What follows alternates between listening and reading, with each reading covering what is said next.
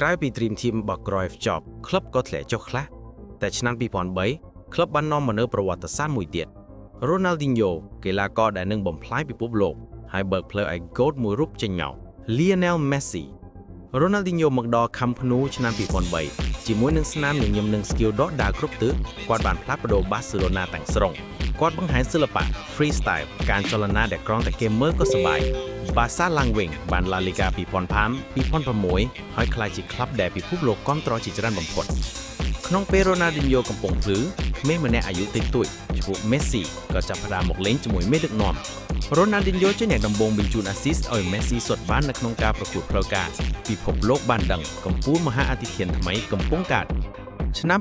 2008 Guardiola ឡើងកាន់តំណែងគ្រូបង្វឹក